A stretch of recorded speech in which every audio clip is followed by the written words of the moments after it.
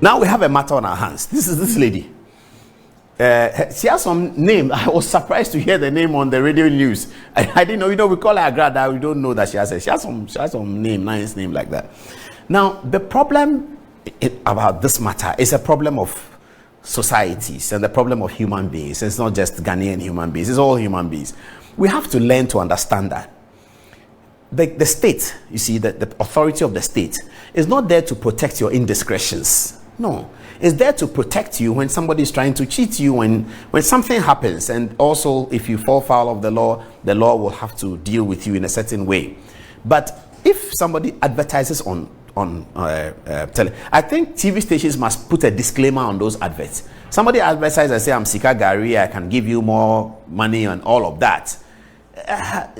If you get taken in by that, you see, we're just discussing this here in the studio, right? Then somebody said that, okay, the people who say that Agradaa has misled them and therefore Agradaa should be prosecuted and are defrauding by false pretenses. Agradaa has put out a video. Do we have the Agradaa video? Yeah, I sent it. The one that she made and Graphic Online used it. We'll look for it. We'll look for it and get it. She's put out a video and said that she has not defrauded anyone, and that the all night ended on Friday,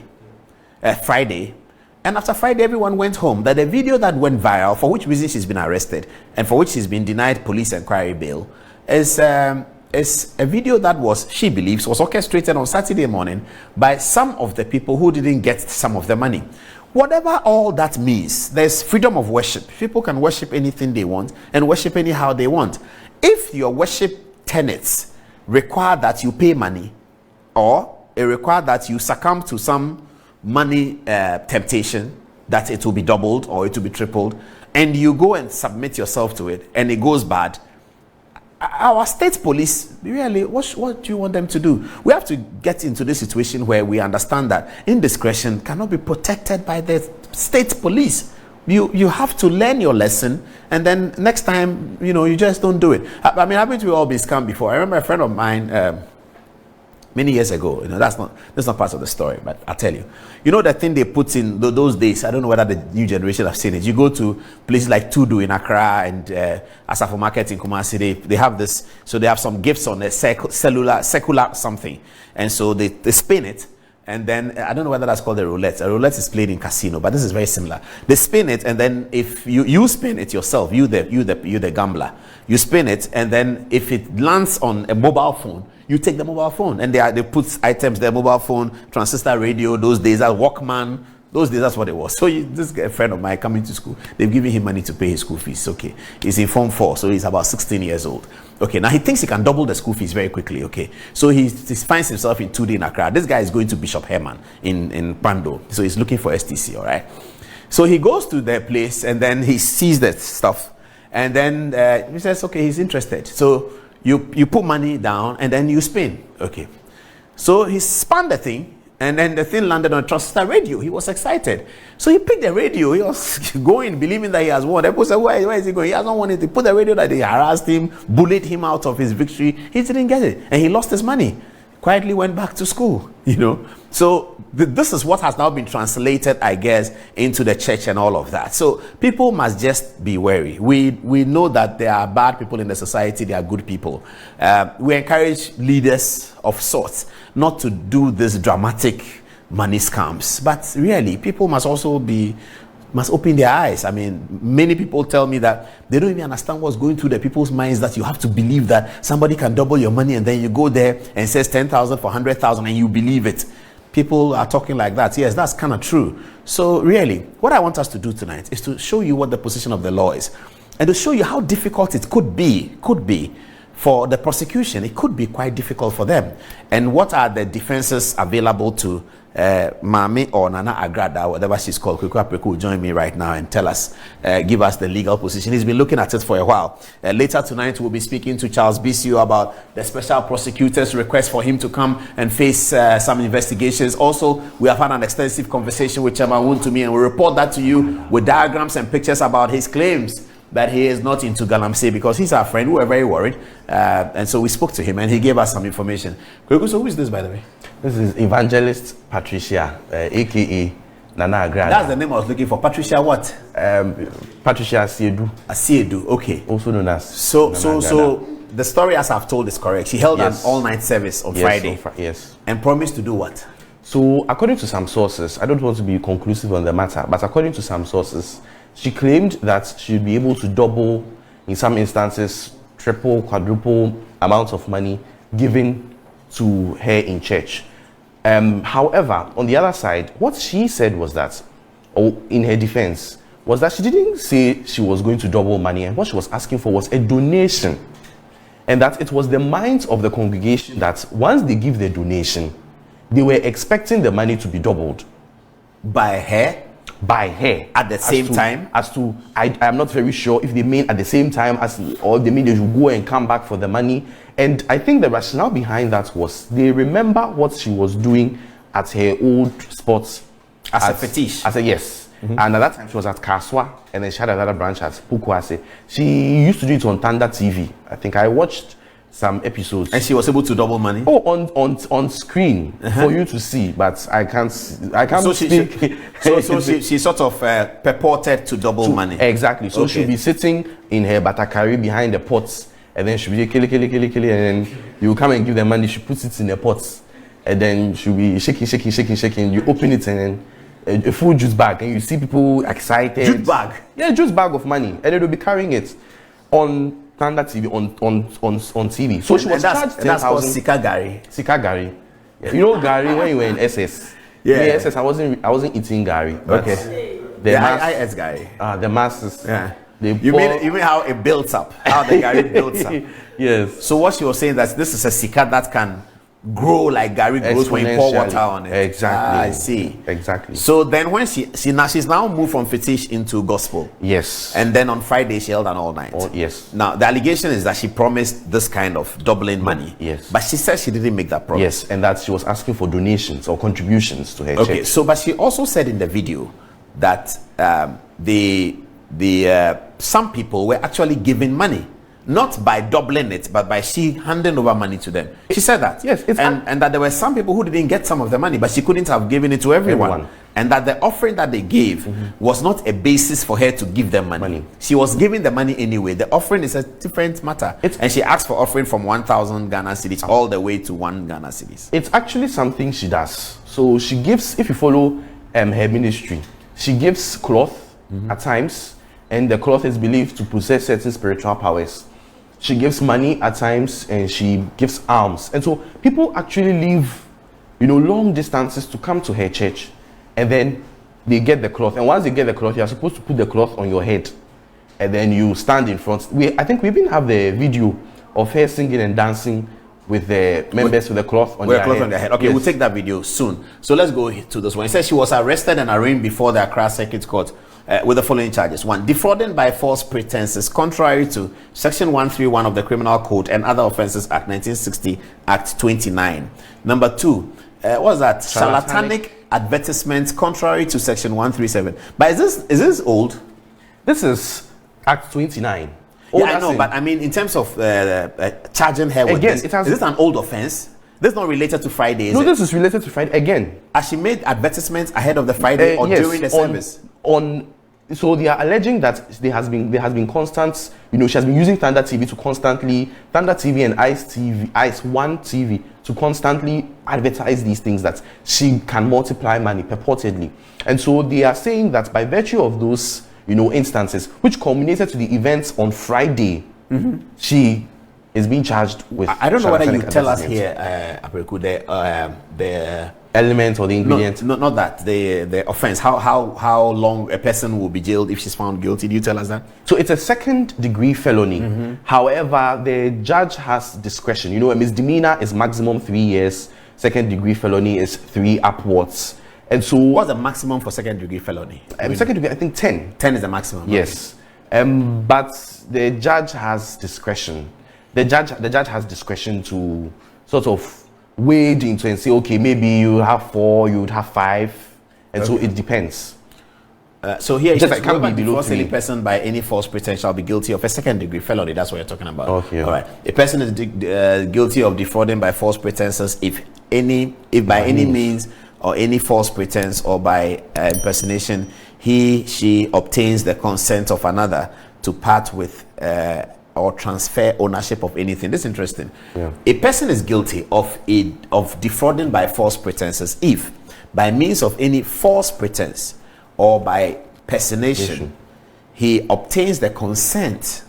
Okay, so consent obtained through your false pretenses exactly is makes you guilty of defrauding by false pretenses. Yes, and the consent. This one looks like it's okay here. And the consent must culminate in you parting with something. So the money. Yes, but okay. Let's get there, because if I go to church and I give offering 500 cedis. Yes.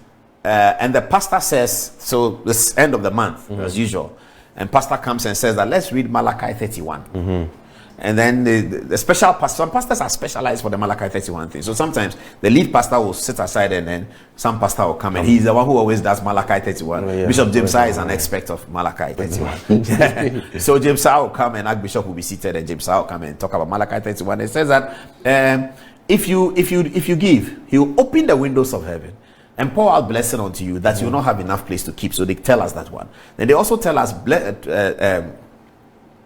if you give and it shall be given unto you, shaking together, running over, pressed down. Men would press down is almost like the pot thing. Yes. Press down, shaking together, running over. Men will give unto your bosom. So based on that, I go and give 500 cedis. So is that defrauding by false pretenses? You see, that is general a bit, in the sense that it pertains to faith. So there's a difference. If I say that, in my opinion, if someone says that, Bishop, I do not think that's defrauded by false pretenses. But if a pastor says that, I see that anybody who gives me 500 cedis by the end of this month would have a car. Matthew Ashimolo does that at the Greater Works. 24 hours. He limits us to 24 hours. Yes, 24-hour miracle. Give me $1,000. In 24 hours, you will receive a significant blessing. You see, that's a significant blessing. A significant blessing is not specific.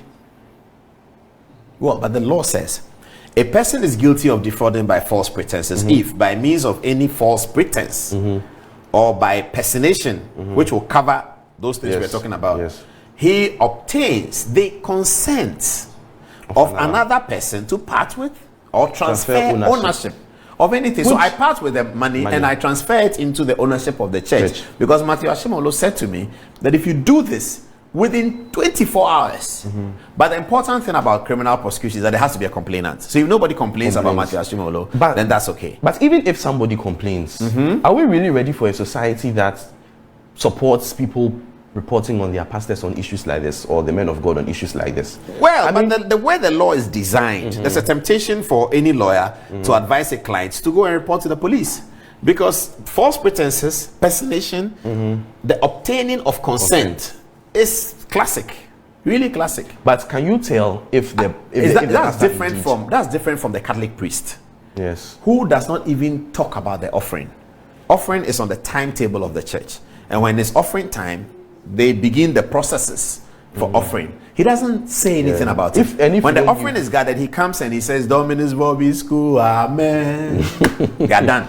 They don't say Malachi, they don't do that. Okay. So, I mean, that's different. That one you can't say false pretenses, personation, but the one that the charismatics do, which we're used to, which we all benefit from, because I believe in that. I believe in the faith. I believe that Malachi 3:31 works. I believe that if you give, it shall be given unto you, pressed down, shaking together. I believe it. So do you think that someone should go to the police and report to pastor based on that? Because he is also speaking on authority. So I'm thinking the prosecution are going to struggle because you were relying on your faith. Exactly. And that is what I keep saying. Which we do all the time. We all rely on our faith. Relying on faith. And so if you have to rely on faith, then it will be hard in this instance. As I said, we don't want to open the floodgates and give, people, if she's found guilty of this, then the High Court would have set, is it a High Court, by the way?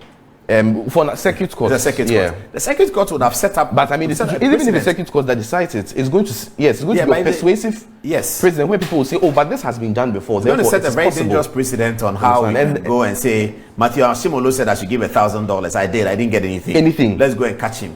And that is why I think under section 132.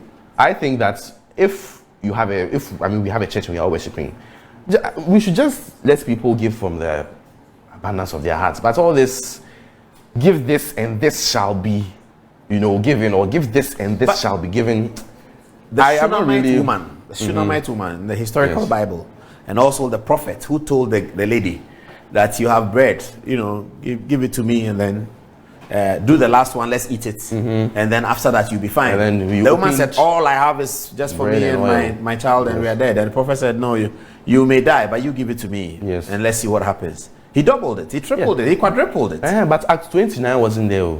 It wasn't there, but that's the faith that we have inherited.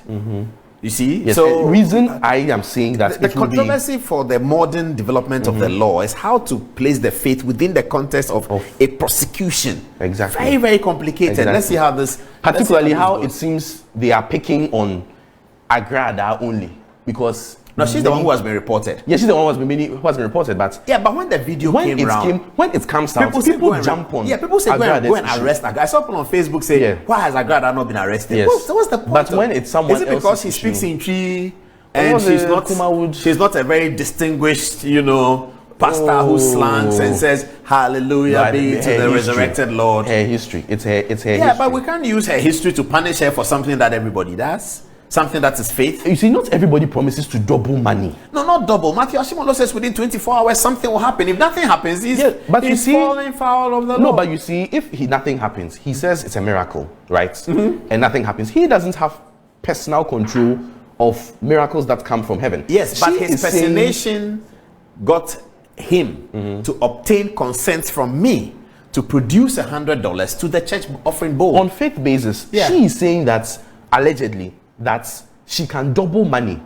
that belongs created by the Bank of Ghana. Yeah, by the power of the spirit that she is. You see, she's subscribing. Ashimolowo's own, even if there's going to be a miracle, maybe I'll be there and then Paul will come and give me the money. Yes, that's what we subscribe. That is fundamentally different from saying that Bank of Ghana 10 CG notes will become 20 CG notes. That's quite technical, but the Ashimolo has, by personation, obtained the consent of another person. How is it by personation if he believes? Ashimolo says, remember, come and give.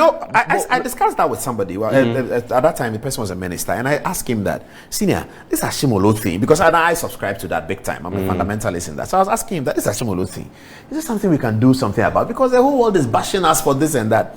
And he said, look, Leonard, it happened to me. I was riding in my car on my way to Ashimolo's event, and I heard him.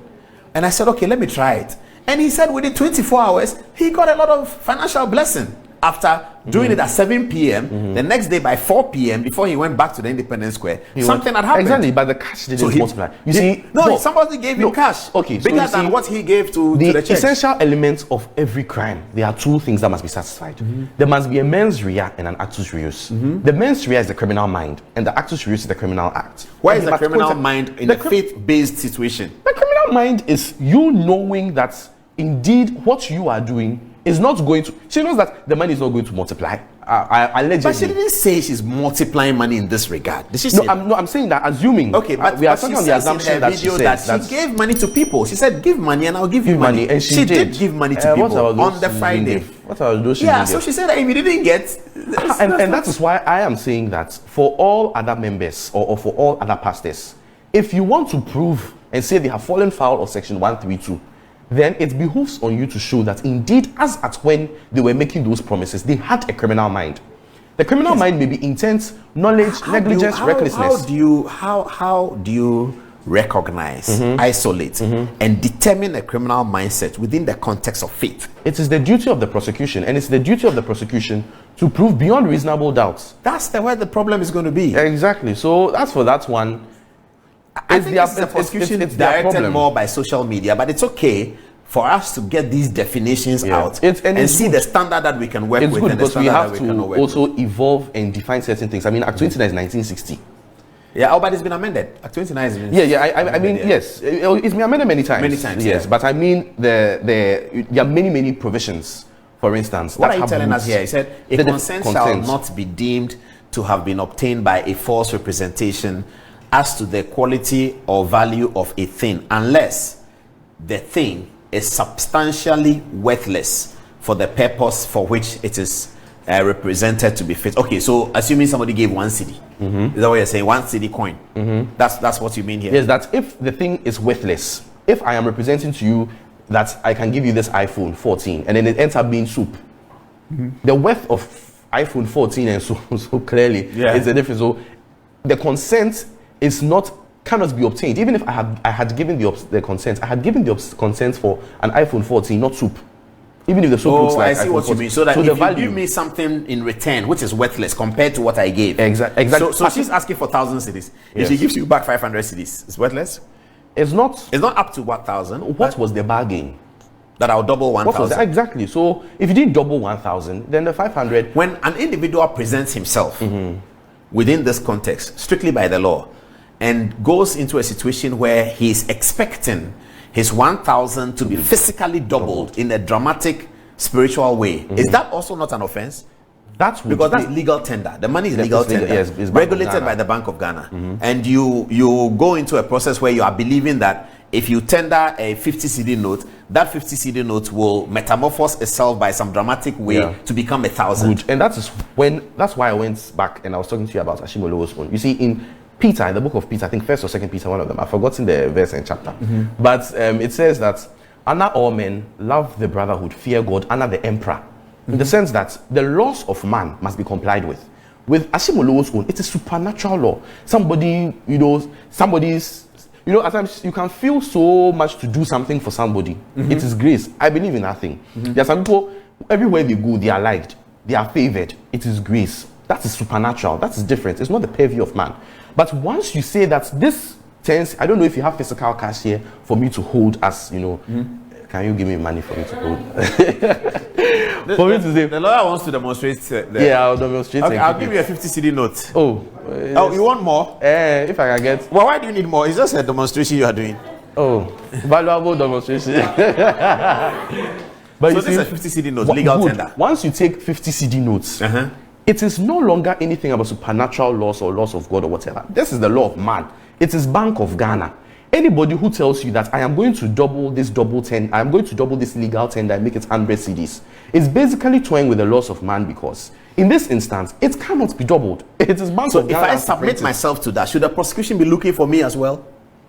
You are the victim, you are the complainant. Yeah, but why must I, a law-abiding citizen, submit myself to something without reporting the person who is asking to do this? I should be telling the police that there's no Agradaa here. Okay. This is what she's doing. She's violating the banking laws. But if I submit myself to it and become a complainant in this instance, should the police be looking for me as well as a contributor to the mens rea? Well, that is, and it then goes to mens rea. Because if me, Nana Agradaa, I'm not going to Agradaa, but if I believe that this is legal tender and I'm going to multiply it for you, it means that I have an intent of malice. I know it cannot be multiplied. Multiplying this is illegal. Exactly. So, but when she says multiply, does it mean that she will take your 50 and give you 200? That is what she was doing at. But if she's giving you, if I take this 59 and I give you 200, what's the illegality about it? It is your 200 you are giving me. Yes. You are not saying you are multiplying the 50 to 200. What is the context of she saying multiply? What does it mean? Taking the money. She say I'll take the same money and change it. No, she says I'll multiply it for you. So give me 50, I'll give you back 200. If I was here, I would have said that, well, it was a scheme for me to show, for people to show their commitments so that I help them. So I did not mean to double the money. Now you're talking about the potential defense available to her. So the defense available to her is, in the face of this, Nana Agradaa, why did you say you can double the money? What's defense available to her? I would have said, when I said double, I did not mean double in the sense of the money multiplying it times 2. Exactly. I could take the value of the 50 cedis and give you value of 100 cedis. Value of 100 cedis is different from multiplying 50 cedis to 100 cedis. Yeah, but that's an easy call. Her lawyers will be able to put that. Exactly. That is what I would say. But you see, you shouldn't put the cart before the horse. I would have waited, or I would wait for them to prove everything, and essentially for them to prove mens rea, particularly mens rea in issues of spirituality. Yeah, but that's the point. I mean, how do you prove mens rea in the context of faith? That's really complicated. Very interesting. And there's also another interesting law. On what basis are they able to deny her police inquiry bail? Okay, so for police inquiry bail is often subject to the discretion of the police. Often they are the ones who you go, they ask for surety, they just sign, and then we have bail where you go to court, where the court denies, and that's what Aisha Wang, so Aisha Wang is facing. So generally, all offenses are bailable. All offenses are bailable doesn't mean we should give bail in all offenses. So the table is breakable. It doesn't mean the table should break. That's the rationale we are using. However, we use certain considerations, the safety of the accused. Yeah. Right now, if you are releasing her to go, people are very angry. They can go in. You remember when this pastor who is at Odoko, Usu Bempa, gave a prophecy about the chief imam and what happened at his church. So the rationale is we may be keeping her in custody to keep her safe.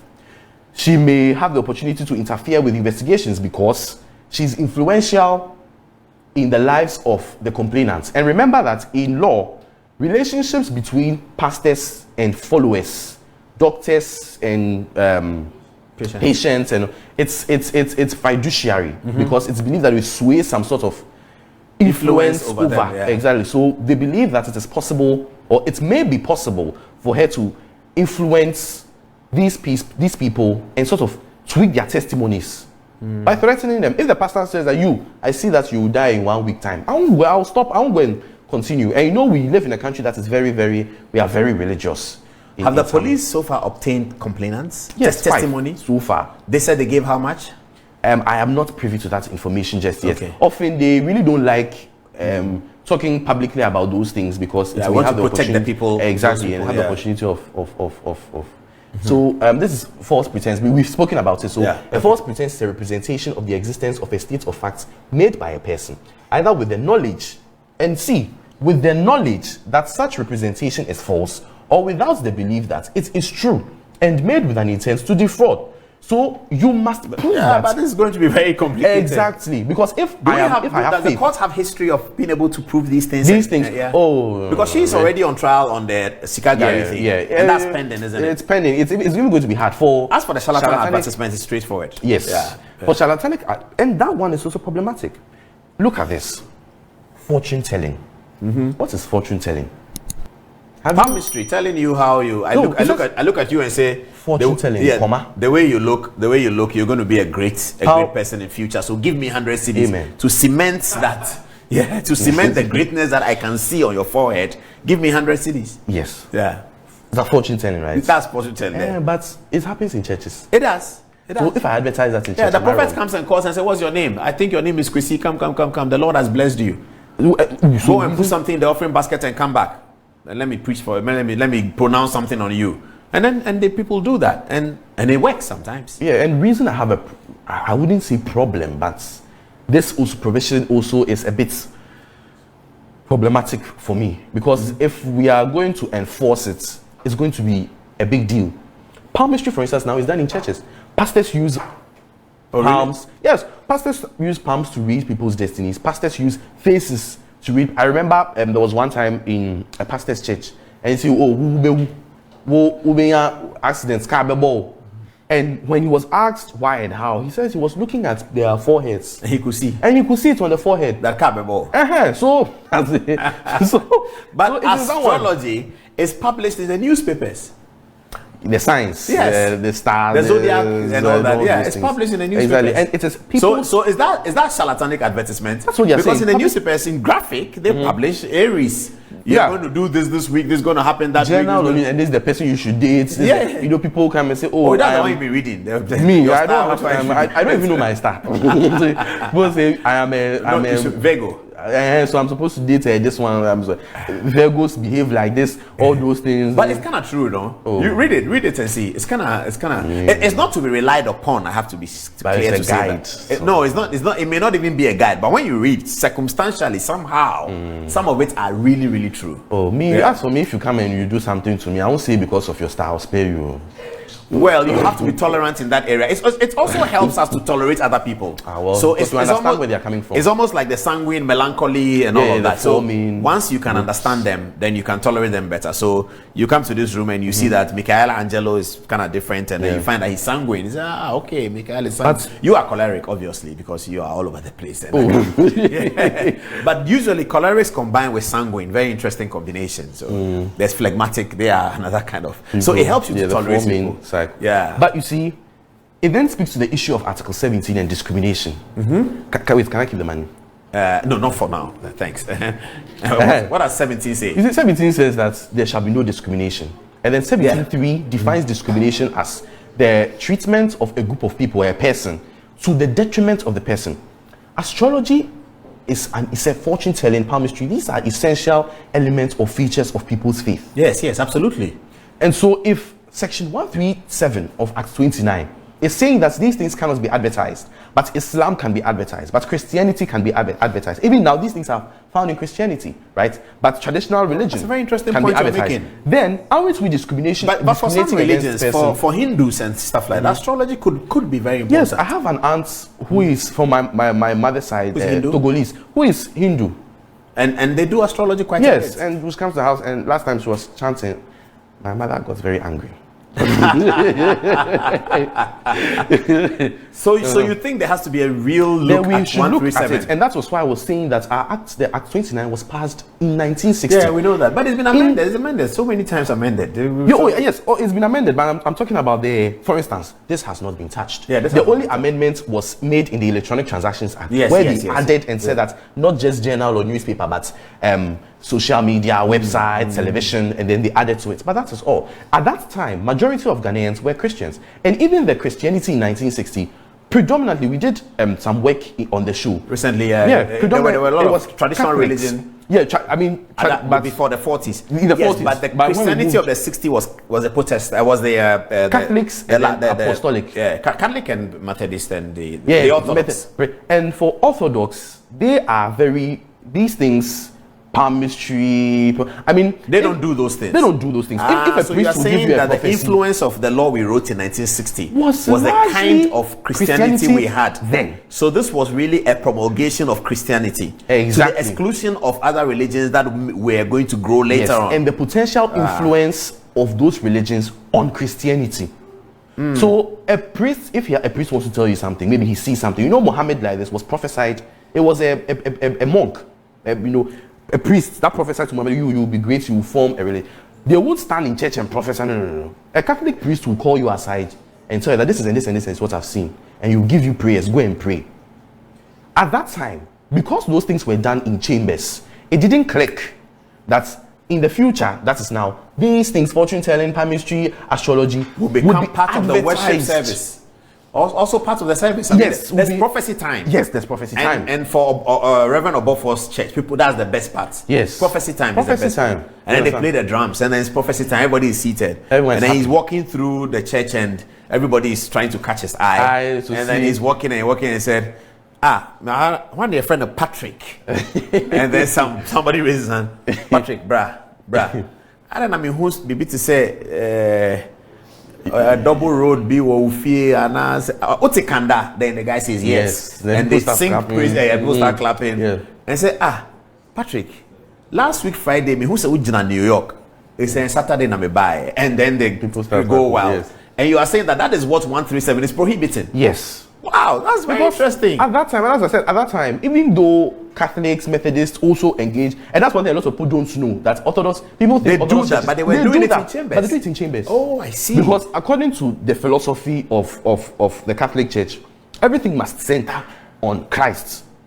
So you don't take anything away from the Christ. So Christ all other things are done on the side. So you go and see some in chambers somewhere. So it didn't click that publication in a journal or newspaper, it didn't click then, because they thought that even if a priest would tell a prophecy, it will be quiet. You will call the person aside and say, I've seen this about you, therefore pray, do this thing, go and give money. The Nicodemus way. They were doing go and give money. I've heard a few of go and give money to the lepers, go and give money to the poor person. That's what go to beggars and give them some money. That is what I've seen. That is what they used to do that, but it's private. In Orthodox churches. But it's private. But now the influence of others. So this has the potential of discriminating against those faiths and beliefs, even charismatic churches. And people, when people see fortune telling, palmistry, astrology, their mind, they think, oh, it's just Hinduism. But you're also discriminating against the Hindus. So it is a discussion we should have, particularly and also the influence on Article 21, which ensures freedom of religious beliefs. And you know the case of Closag versus Attorney General, when the court held that the restriction on the rights of individuals or of persons should only be done when two things are satisfied. When the enjoyment of the right adversely affects everybody, and when the restriction is proportionate to the commensurate threats of the enjoyment of that right. If I am going for my prophecy, my fortune telling, and it's not affecting everybody, why is it your problem that you have criminalized it and put it in Section 137? That's interesting. Let's wrap it up quickly. Section 137. Yeah, we spent. This is all part of it. The editor, okay. So they're even going to punish the editors and everything. Come back to Agradaa. So what's your gut feeling? How do you see? So when does the processes continue? We are not very sure yet, but right now the police have issued a statement that other persons should come forward, and so I think the police would want to build the case first. But however, while they are building the case, she would remain in custody unless there is a repeat application. Has she found representation by lawyers? I am sure she has found representation. If it wasn't for the fact that I would have been happy to represent her. I see.